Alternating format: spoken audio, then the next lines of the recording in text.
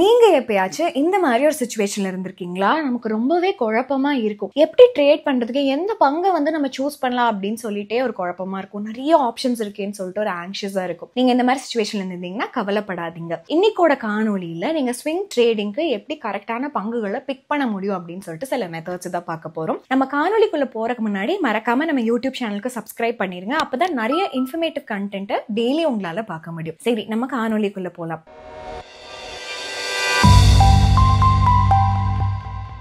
Swing ட்ரேடிங்னா என்ன? நம்ம first எப்படி பங்கு சூஸ் பண்றது, ஸ்விங் ட்ரேடிங் எப்படி பண்றது, இதெல்லாம் கத்துக்கிறதுக்கு முன்னாடி ஸ்விங் ட்ரேடிங்னா என்ன அப்படின்னு பேசிக்கா ஒரு புரிதல் வேணும்ல, அதை ஃபர்ஸ்ட் பாத்துடலாம். சிம்பிளா சொல்ல போனா ஸ்விங் ட்ரேடிங்கிறது ஒரு யுக்தி. ஒரு பங்கு வாங்கிட்டு சில நாட்கள்ல இருந்து சில வாரங்கள் வரைக்கும் வச்சுப்போம். இந்த ஷார்ட் டேர்ம் பிரைஸ் ஸ்விங்ஸ் நடக்குதுல்ல, அதுல நம்ம ப்ராஃபிட் பார்க்கலாம் அப்படின்னு சொல்லிட்டு பண்றதுதான். இது ஒரு வேவ் நம்ம ரைட் பண்ற மாதிரி நினைச்சுக்கோங்க பங்கு சந்தையில. சரிங்களா? நம்ம லாங் டேர்ம் இன்வெஸ்டரா எந்த கமிட்மெண்ட்டும் பண்ண மாட்டேறோம். நம்ம இன்ட்ராடே ட்ரேடர் மாதிரி அப்படியே ஸ்கிரீனையே பார்த்துட்டு க்ளூடா உட்காரதும் கிடையாது. Minute by minute swing trading அப்படிங்கிறது ஒரு ஸ்வீட் ஸ்பாட்டா இருக்கு. இது ரெண்டுக்கும் நடுவில் அப்படின்னு நம்ம சொல்லலாம். ஸ்விங் ட்ரேடர்ஸ் சில பங்குகள் எதெல்லாம் பார்ப்பாங்க, எதெல்லாம் திடீர்னு அப் இல்லைன்னா டவுன் ஆகுது, அப்புறம் இந்த மொமெண்டம் நம்ம ஃபாலோ பண்ணிட்டு குயிக்கா ப்ராஃபிட் பார்க்கலாமா அப்படின்னு சொல்லிட்டு தான் பார்ப்பாங்க. இது சிம்பிளா ஒரு ஸ்டாக்கோட நெக்ஸ்ட் பிக் மூவை கேட்ச் பண்றது தான். ஸ்விங் ட்ரேடிங்க்கும் லாங் டேர்ம் இன்வெஸ்டிங் அதுக்கப்புறம் இன்ட்ராடே இன்வெஸ்டிங்க்கும் இருக்கிற வித்தியாசங்கள் என்ன அப்படின்னு நம்ம தெரிஞ்சுக்கலாம். சரி, இந்த கான்செப்டை நம்ம புரிஞ்சுக்கணும் அப்படின்னா ஸ்விங் ட்ரேடிங் நம்மள லாங் டேர்ம் இன்வெஸ்டிங் கூடயும் இன்ட்ராடே ட்ரேடிங் கூடயும் கம்பேர் பண்ண இன்னும் நல்லா புரிஞ்சுக்கலாம் அப்படின்னு சொல்லிட்டு எனக்கு ஒரு ஐடியா தோணுச்சு. சரி, லாங் டேர்ம் இன்வெஸ்டிங் அப்படிங்கிறது ஒரு ட்ரீ பிளான் பண்ற மாதிரி, அது அப்படியே வளர வளர நம்ம பார்த்துட்டே இருக்கோம். நம்ம பங்குகளை அதே மாதிரி ரொம்ப வருஷமா வச்சுட்டு இருக்கோம். ஸோ லாங் டேர்ம் வளர்ச்சியில நமக்கும் ஒரு ப்ராஃபிட் கிடைக்குங்கிற ஒரு நோக்கத்துல லாங் டேர்ம் முதலீட்டாளர்கள் ஃபண்டமெண்டல் அனாலிசிஸ் மோஸ்டா ரிலை பண்ணுவாங்க, ஃபினான்ஷியல் ரிப்போர்ட்கள் படிப்பாங்க, மார்க்கெட் ட்ரெண்ட் என்னன்னு பார்ப்பாங்க. இதுக்கப்புறமா வரதுதான் இன்ட்ராடே ட்ரேடிங். இன்ட்ராடே ட்ரேடிங் இதுக்கு ஆப்போசிட். ட்ரேடர்ஸ் பங்குகளை வாங்குவாங்க, விற்பாங்க ஒரே ட்ரேடிங் செஷனுக்குள்ள, அதாவது ஒரே நாளுக்குள்ள. சரிங்களா? ஸோ ஸ்மால் பிரைஸ் மூவ்மெண்ட்ஸ்ல அட்வான்டேஜ் அவங்க எடுத்துப்பாங்க. ஸோ இதில் கான்ஸ்டன்டா அட்டென்ஷன் நமக்கு வேணும், குயிக்கா டிசிஷன் எடுக்கணும், ஸ்ட்ராங்கா டெக்னிக்கல் அனாலிசிஸ் ஸ்கில்ஸ் நமக்கு கண்டிப்பா வேணும். சரி, positions end of the day close ஆறதுனால ஓவர் நைட் சர்ப்ரைசஸோட ரிஸ்க் இதுல கம்மியா இருக்கும் அப்படின்னு நம்ம சொல்லலாம். இப்போ வரது என்னன்னா ஸ்விங் ட்ரேடிங். ஸ்விங் ட்ரேடிங் இது ரெண்டுக்கும் நடுவுல இருக்கு. ஸோ நம்ம பங்குகளை வாங்கிட்டு சில நாட்கள்லேருந்து சில வாரங்கள் வரைக்கும் இந்த ஷார்ட் டேர்ம் பிரைஸ் ஸ்விங்லேருந்து நம்ம ப்ராஃபிட் பார்க்கறது தான் ஸ்விங் ட்ரேடிங். இது ஒரு ஆக்டிவ் ஸ்ட்ராட்டஜி. நமக்கு இன்ட்ராடே ட்ரேடிங்கோட ப்ரெஷர் இருக்காது. இதில் நம்ம டெக்னிக்கல் அனாலிசிஸ் பார்த்துட்டு swing traders trend, breakout, pattern இதெல்லாம் பார்த்துட்டு இன்ஃபார்ம்டு டெசிஷன்ஸ் நம்ம எடுப்போம். சரிங்களா? For example leftmost chart long term trend Nifty 50 இண்டெக்ஸோடது காட்டுது. இது லாங் டேர்ம் இன்வெஸ்டர்ஸ் அவங்க யூஸ் பண்ணுவாங்க. ரைட்ல இருக்கிற chart 15 minute time frame chart Nifty 50 இண்டெக்ஸோடது. இன்ட்ராடே ட்ரேடர்கள் இந்த சார்ட்டை பயன்படுத்துவாங்க. நடுவில் இருக்கிற chart 1 day time frame chart. இதுல 3 மாசம் பிரைஸ் டேட்டா இருக்கு. சரிங்களா? இது வீக்லி அண்ட் இன்ட்ராடே டைம் ஃப்ரேம்ஸ்க்கு நடுவில் இருக்கு. இந்த மீடியம் டேர்ம் டேட்டாவை தான் ஸ்விங் ட்ரேடரான நம்ம யூஸ் பண்ணுவோம். சரிங்களா? சரி, நீங்க லாங் டேர்ம் இன்வெஸ்ட்மெண்ட்டை ப்ரிஃபர் பண்றீங்களோ, இல்ல குயிக் டெய்லி ட்ரேடை ப்ரிஃபர் பண்ணீங்களோ, இல்ல இந்த ஸ்விங் ட்ரேடிங்கோட பேலன்ஸ்ட் அப்ரோச்சை ப்ரிஃபர் பண்றீங்களோ, உங்களுக்கு எது கம்ஃபர்டபுளா இருக்குன்னு சொல்லிட்டு நீங்க தான் அதை சூஸ் பண்ணிக்கணும். சரிங்களா? இப்போ உங்களுக்கு ஸ்விங் ட்ரேடிங் உடைய பொருள் என்ன அப்படிங்கிறது ரொம்ப கிளியரா அண்டர்ஸ்டாண்ட் ஆயிருக்கும் நினைக்கிறேன். சரி, இப்போ நம்ம ஸ்விங் ட்ரேடிங்க்கு எப்படி பங்குகளை தேர்ந்தெடுக்கணும்னு பார்க்கலாம். ஃபர்ஸ்ட் விஷயம் லிக்விடிட்டி. சரிங்களா? ஒரு பங்கை ஸ்விங் ட்ரேடிங்க்கு தேர்ந்தெடுக்கிறதுக்கு முன்னாடி நம்ம பங்குகளை ஃபில்டர் அவுட் பண்ணணும். இந்த கிரைட்டீரியா, எஸ்பெஷலி இந்த லிக்விடிட்டி கிரைட்டீரியா ரீச் ஆகுதுன்னு பார்த்துட்டு ஸ்விங் ட்ரேடிங்க்கு நமக்கு எந்த பங்குகள்லாம் அதிகமாக லிக்விடா இருக்கோ, அதாவது லார்ஜ் நம்பர் ஆஃப் வாங்குறவங்களும் விற்கிறவங்களும், அதாவது பையர்ஸ் அண்ட் செல்லர்ஸ் இருக்காங்களோ, அதனால தான் நம்ம பை பண்ணாலும் செல் பண்ணாலும் நம்ம ஆர்டர் ஈஸியா ஃபுல்ஃபில் ஆகும். அதை நம்ம பார்த்துக்கணும். இது ஏன் முக்கியம் அப்படின்னு பார்த்தோம்னா, பங்குகள் எதெல்லாம் லிக்விடா இல்லையோ நமக்கு அந்த பங்குனை டிசைட் பிரைஸ்ல நம்மளால வாங்க முடியாது. சரி, எப்படி லிக்விட் பங்குகள், அதாவது லிக்விட் ஸ்டாக்ஸ் எப்படி சூஸ் பண்றதுன்னு பார்க்கலாம். இந்த ரூல்ஸ் எல்லாத்தையும் ஃபாலோ பண்ணுங்க, ரொம்ப முக்கியமா பார்த்துக்கோங்க.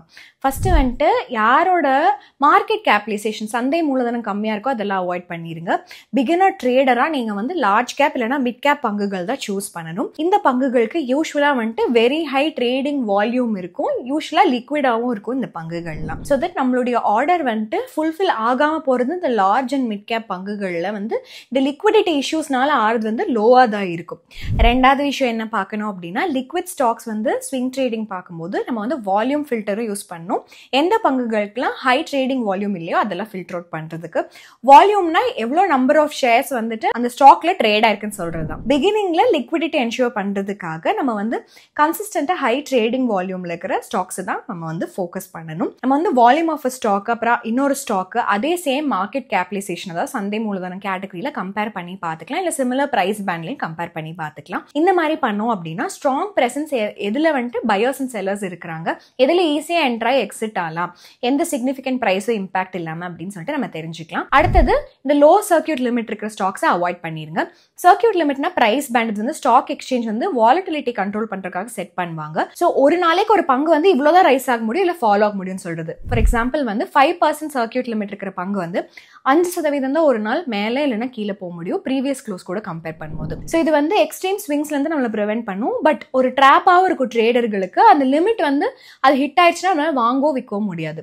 ஸ்விங் ட்ரேடர்கள் வந்துட்டு எந்த ஸ்டாக் எல்லாம் லோ சர்க்யூட் லிமிட்ல இருக்கோ அதெல்லாம் அவாய்ட் பண்ணணும். ஏன்னா வந்து குயிக் எக்ஸிட் அது ஹிண்டர் பண்ணும். ஸோ அதனால நம்ம லார்ஜ் கேப் இல்லைன்னா மிட் கேப் பங்குகள் ரொம்ப வைடா அப்புறம் நோ சர்க்யூட் லிமிட் இருக்கக்கூடாது. சரிங்களா? அப்புறம் ஸ்மூத்தா ட்ரேட் பண்ணணும், நிறைய லிக்விடிட்டியும் இருக்கணும். நமக்கு இப்போ வந்து ஹைலி லிக்விட் ஸ்டாக்ஸ்னுடைய லிஸ்ட் கிடைச்சிருச்சு. அடுத்த லாஜிக்கல் ஸ்டெப் என்ன அப்படின்னா இந்த லிஸ்ட்ல இருந்து நம்ம எதுலாம் ஸ்ட்ராங் மொமெண்டம் இருக்கோ அதெல்லாத்தையும் மறுபடியும் ஷார்ட் லிஸ்ட் பண்ணணும். மொமெண்டம்னா என்னன்னா ஒரு ஸ்டாக்கோட ப்ரைஸ் வந்து எந்த ரேட்ல இல்லை எந்த ஸ்பீட்ல சேஞ்ச் ஆகுது அப்படின்னு சொல்றது தான். சரிங்களா? ஃபார் எக்ஸாம்பிள் ஒரு ஸ்டாக்கோட ப்ரைஸ் 100 ரூபா டே 1ல இருந்து இருக்கு, டே 2ல 102 ரூபா 105 ரூபா இருக்கு டே 3ல. ஸோ டே 1 டு டே 2ல அந்த ஸ்பீட் ஆஃப் சேஞ்ச் வந்து 2 ரூபா இல்லை மொமெண்டம் சொல்லலாம். டே 2 டு டே 3ல மொமெண்டம் வந்து 3 ரூபா. ஸோ நம்ம மொமெண்டம் வந்து கண்டினியூஸாக ரைஸ் ஆகுது அப்படின்னு சொல்லிட்டு இந்த சுச்சுவேஷனில் சொல்லலாம்ல. கரெக்டு தானே? ஸோ ஸ்விங் ட்ரேடிங் பர்பஸ்க்கு நம்ம எந்த ஸ்டாக்ல ரைசிங் மொமெண்டம்ல இருக்கோ அதை தான் பார்த்து சூஸ் பண்ணணும். ஏன்னா அந்த ஷார்ட் டேர்ம்ல அந்த கரண்ட் ட்ரெண்ட் வந்து ஃபாலோ ஆகும் மோஸ்டா. ஓகேங்களா? நம்ம மொமெண்டம் எப்படி ஸ்பாட் பண்ணலாம் அப்படின்னா எந்த பங்குகள்லாம் வந்துட்டு நியூ ஹைஸ் இல்லைன்னா நியூ லோஸ் வந்துட்டு மேக் பண்ணுதுன்னு பார்க்கணும். Important resistance and support levels ஏதோ ஒன்றை வந்து எது பிரேக் பண்ணுது இல்லை கன்சிஸ்டன்டா வால்யூம் எதில் அதிகமாகுன்னு பார்க்கணும். சரிங்களா? For example daily chart Bharti ஏர்டெல்ல பார்த்தோம்னா அக்டோபர் 23 24 வரைக்கும் நம்ம வந்து பார்க்கலாம் ஸ்டாக் வந்து நியூ ஹைஸ் மறுபடியும் பண்ணியிருக்கு. ஸோ ஸ்ட்ராங் பையிங் இன்ட்ரெஸ்ட் இருக்கு, அதிகமாக மொமெண்டம் இருக்கு அப்படிங்கிறது இந்த இடத்துல கன்ஃபார்ம் ஆகுது. நம்ம நிறைய டெக்னிக்கல் இண்டிகேட்டர்களும் நம்ம வந்து பயன்படுத்தலாம் மொமெண்டம் ஸ்டாக்ஸ் எல்லாத்தையும் நம்ம கேட்ச் பண்றதுக்கு. சரிங்களா? Relative strength index, moving average, convergence, divergence இந்த மாதிரி. ஃபார் எக்ஸாம்பிள் வந்து JBM auto limited daily chart பார்த்தோம் அப்படின்னா MACD இண்டிகேட்டர் வந்துட்டு ஒரு ஷார்ட் டேர்ம் அப் மூவர் ஸ்பாட் பண்றதுக்கு நமக்கு வந்துட்டு ஹெல்ப் பண்ணியிருக்கு. நம்ம இந்த மொமெண்டம் ஃபில்டர் அதாவது இந்த MACD அதெல்லாம் பயன்படுத்தலாம். அது கிரேட்டர் தென் 20 இருந்தது, RSI வந்து கிரேட்டர் தென் 50 இருந்தது, இல்ல வேற ஏதாவது மொமெண்டம் இண்டிகேட்டர் வந்துட்டு நம்ம யூஸ் பண்ணோம்னா ஹை மொமெண்டம் பங்குகளை சூஸ் பண்றதுக்கு யூஸ்ஃபுல்லா இருக்கும். மொமெண்டம் ஸ்டாக்ஸ்ல நம்ம வந்துட்டு கான்சென்ட்ரேட் பண்ணோம்னா ஸ்விங் ட்ரேடர்ஸ் ஆன நமக்கு வந்து ப்ராஃபிட்டை வந்து ஷார்ட் பீரியட்ல வாங்குறதுக்கு ரொம்பவே நிறைய சான்ஸ் இருக்கும். நெக்ஸ்ட் ஸ்டெப் என்ன நம்ம வந்து ஸ்விங் ட்ரேடிங் பண்றதுக்கு அப்படின்னா எந்தெந்த பங்குகள்லாம் வந்து ட்ரெண்டிங்கா இருக்கு அப்படின்னு சொல்லிட்டு ஐடென்டிஃபை பண்றது தான். அதை எப்படி ஐடென்டிஃபை பண்றதுன்னு பார்க்கலாம் வாங்க. மூணாவது விஷயம் என்னன்னா ட்ரெண்டிங். நம்ம இந்த ஸ்டாக் செலெக்ஷன் ப்ராசஸ் அதாவது ஸ்விங் ட்ரேடிங்ல இருக்கும்போது நம்ம வந்து ஷார்ட் டேர்ம் ட்ரெண்ட் அந்த பங்கோட வந்து ஃபோக்கஸ் பண்ணணும். சரியா? லிக்விடிட்டி அண்ட் மொமெண்டம் கூட இதையும் நம்ம ஃபோக்கஸ் பண்ணிக்கணுங்க. சப்போஸ் ஒரு லிக்விட் ஸ்டாக் வந்து அப்வர்ட்ஸா ட்ரெண்ட் ஆகுது, இன்க்ரீசிங் மொமெண்டம்ல இருக்கு அப்படின்னா அது ஒரு ஆடட் அட்வான்டேஜா நம்ம எடுத்துக்கலாம். இந்த மாதிரி ட்ரெண்டிங் ஸ்டாக்ஸை வந்துட்டு நம்ம நிறைய டூல்ஸ் யூஸ் பண்ணி பார்க்கலாம். லைக் மூவிங் ஆவரேஜ் இண்டிகேட்டர் இல்லைன்னா சிம்பிளா விஷுவலா இன்ஸ்பெக்ட் பண்ணாலே நம்ம தெரிஞ்சுக்கலாம். சரி, நம்ம வந்துட்டு ரொம்ப எக்ஸாஸ்டடாக ஃபீல் பண்ண போகிறோம். ஏன்னா இவ்வளோ பங்குகள் இந்த பூல்குள்ளே போய் எப்படி நம்ம சர்ச் பண்ணுறது அப்படின்னு சொல்லி டெய்லி பேசிஸில் நம்ம வந்து யோசிப்போம். ஸோ மூவிங் ஆவரேஜ் அப்படிங்கிறது இப்போ தான் உள்ள வருது.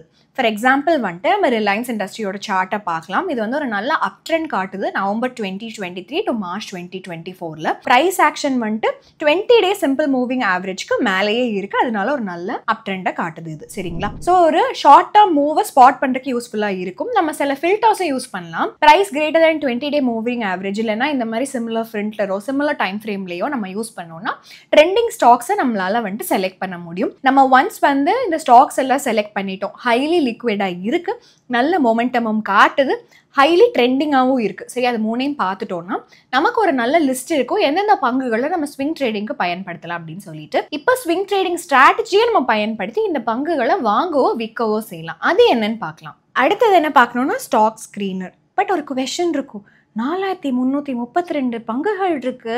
பிஎஸ்சியில் ட்ரேட் ஆகிட்டு இருக்கு சௌந்தர்யா. என்எஸ்சி அதாவது நேஷனல் ஸ்டாக் எக்ஸ்சேஞ்சில் 2300 பங்குகள் ட்ரேட் ஆகிட்டு இருக்கு. எப்படி இதில் வந்து நம்ம லிக்விடிட்டி, மொமெண்டம், ட்ரெண்ட் இது எல்லாத்தையும் பார்த்து பங்குகளை வந்து ஷார்ட் லிஸ்ட் பண்ணுறதுன்னு சொல்லிட்டு கேட்பீங்க. ஆன்சர் வந்து சிம்பிள். நீங்கள் வந்து க்ரோவோட ஸ்டாக் ஸ்க்ரீனர் இல்லைனா ஏதாவது ஃப்ரீ ஸ்டாக் ஸ்க்ரீனரை பயன்படுத்திட்டு ஸ்டாக் ஸ்க்ரீனர் வந்து எந்தெந்த பங்குகள்லாம் உங்களுடைய க்ரைட்டீரியாவை ஃபுல்ஃபில் பண்ணுதோ அது எல்லாத்தையும் ஆட் பண்ணிட்டு மீதி ஸ்டாக் எல்லாத்தையும் ரிமூவ் பண்ணிடும் உங்களுடைய கிரைட்டீரியா ஃபுல் பண்ணாததெல்லாம். அடுத்தது ஈவெண்ட்ஸ், அதாவது டிவிடெண்ட்ஸ், நியூஸ் இந்த மாதிரி. நீங்கள் எப்போயா நோட்டீஸ் பண்ணிக்கிங்களா ஸ்டாக் ப்ரைஸ் வந்துட்டு மேஜர் கார்பரேட் ஈவெண்ட்ஸ்க்கு எப்போவுமே வந்து ரியாக்ட் ஆகும். ஓகேங்களா? ஸோ பங்குகளை ட்ரேட் பண்ணும்போது க்ரூஷியலாக நம்ம கார்பரேட் ஈவெண்ட்ஸ், அதாவது earnings report, dividend, stock split இந்த மாதிரி சொல்லிக்காங்களான்னு பார்க்கணும். இந்த ஈவெண்ட்ஸில் யூஸ்வலாக இன்க்ரீஸ்ட் வாலட்டிலிட்டி கொடுக்கும். ஸோ இது வந்து கெயின் ஆம்பிளிஃபை பண்ணும், இல்லை வந்துட்டு அன்எக்ஸ்பெக்டட் லாஸ்லையும் ரிசல்ட் பண்ணலாம். ஃபார் எக்ஸாம்பிள் ஏர்னிங்ஸ் ரிப்போர்ட் வந்துட்டு சிக்னிஃபிகண்ட்டாக ப்ரைஸ் ஸ்விங்ஸ் வந்து நமக்கு கொடுக்கறதுக்கு வாய்ப்பு இருக்குது. ரிசல்ட் எப்படி இருக்குது நம்மளோட மார்க்கெட் எக்ஸ்பெக்டேஷனை கம்பேர் பண்றதுக்கு அதை பொறுத்தே இருக்கு. சரிங்களா? ஒரு வாய்ப்பு கொடுக்குது குயிக் ப்ராஃபிட்ஸ்க்கு, பட் ஆல்சோ சப்ஸ்டான்ஷியலா ஒரு ரிஸ்க்கும் இது கூடயே எப்பவுமே வரும். சிமிலரா டிவிடெண்ட், ஸ்டாக் ஸ்பிளிட் இது எல்லாமே வந்துட்டு மொமெண்டம் அப்புறம் இன்வெஸ்டரோட சென்டிமெண்ட் இது எல்லாத்தையுமே வந்து அஃபெக்ட் பண்ணும். இதை மேனேஜ் பண்றதுக்காக நம்ம எப்பவுமே ஒரு ஸ்டாக் வந்து அந்த ஈவென்ட் கேலண்டர் என்ன நம்ம பார்த்துக்கணும். அந்த ட்ரேட் என்ட்ரி பண்றதுக்கு முன்னாடி கீ ஈவெண்ட்ஸ் அரௌண்டா நம்ம ட்ரேட் பண்ணோம் அப்படின்னா வாலட்டிலிட்டி அதுக்கப்புறம் இன்ஃபார்ம்டாக டெசிஷன்ஸும் நம்மளால எடுக்க முடியும். இதுக்காக நீங்கள் க்ரோவோட ஸ்டாக் மார்க்கெட் ஈவெண்ட் கேலண்டரை வந்து பார்த்துக்கலாம். அது எப்படின்னு சொல்லிட்டு நான் ஸ்க்ரீனில் காட்டுறேன். இப்போ உங்களுக்கு ஸ்டாக் எப்படி ஸ்விங் ட்ரேடிங்க்கு செலக்ட் பண்ணணும்னு தெரிஞ்சிருக்கு. இப்போ வந்து ஏதாவது தப்பு பண்ணும்போல பிகினர்ஸாக இருந்தா அந்த தப்பெல்லாம் என்னன்னு சொல்லிட்டு பார்த்தாக்கணும்ல.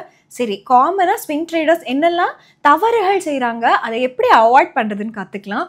நமக்கு முன்னாடி நிறைய பேர் வந்து இதை பண்ணியிருக்காங்க. அந்த தப்பெல்லாம் அவாய்ட் பண்ணால் ஈஸியாக நம்மளால் என்டர் ஆக முடியல. அது என்னன்னு இப்போ பார்க்கலாம் வாங்க. சரி, எந்த ஒரு பெரிய ரீசன்னால ட்ரேடர்களுக்கு வந்துட்டு பணம் வந்துட்டு லாஸ் ஆகுதுன்னு தெரியுமா? நம்ம வந்து மோஸ்ட் காமன் ஸ்விங் ட்ரேடிங் மிஸ்டேக்ஸை பிரேக் டவுன் பண்ணி பார்க்கலாம். ஸோ தட் நம்ம அதை பண்ண தேவையில்லைல்ல, அதெல்லாம் சொல்கிறேன். ஃபர்ஸ்ட் ஒன் வந்து ஆவரேஜிங் டவுன், அதாவது ஒரு லூசிங் பொசிஷனுக்கு எக்ஸ்ட்ராவாக ஆட் பண்ணிட்டே இருக்கிறது.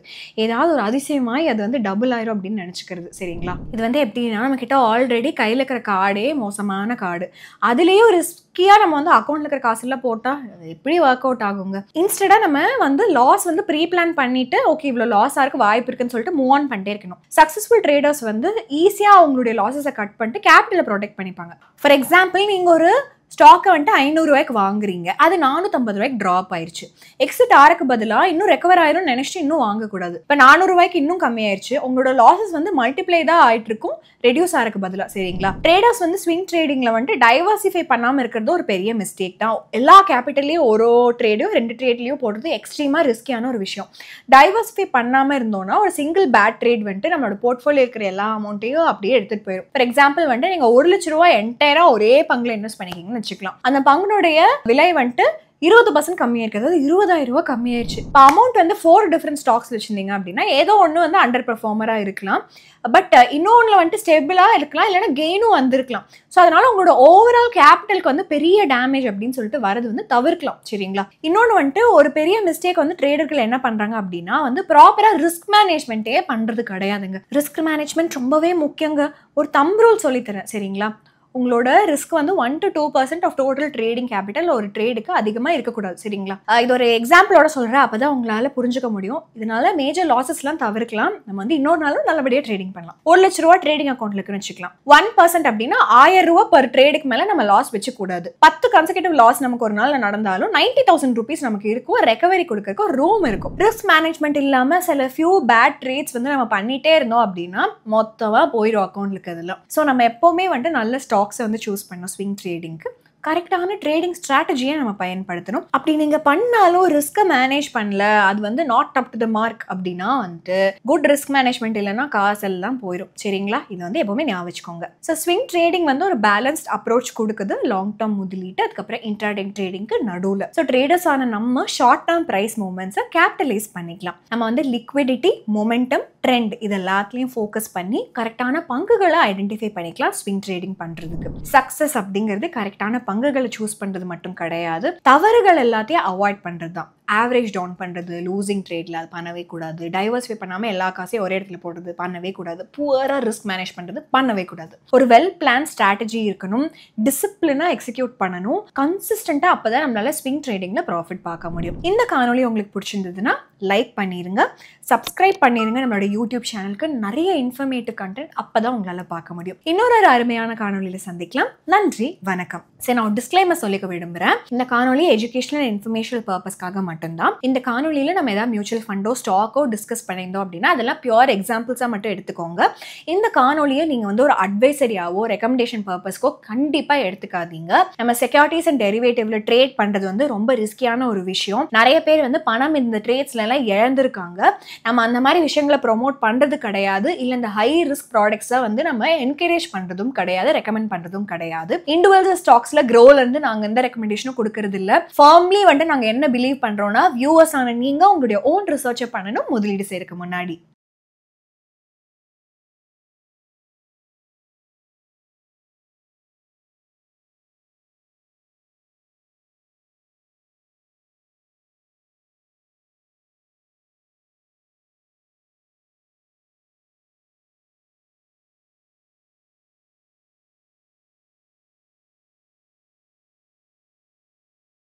Investment in securities market are subject to market risks. Read all the related documents carefully before investing. Please read the risk disclosure documents carefully before investing in equity shares, derivatives, mutual fund, and or other instruments traded on the stock exchanges.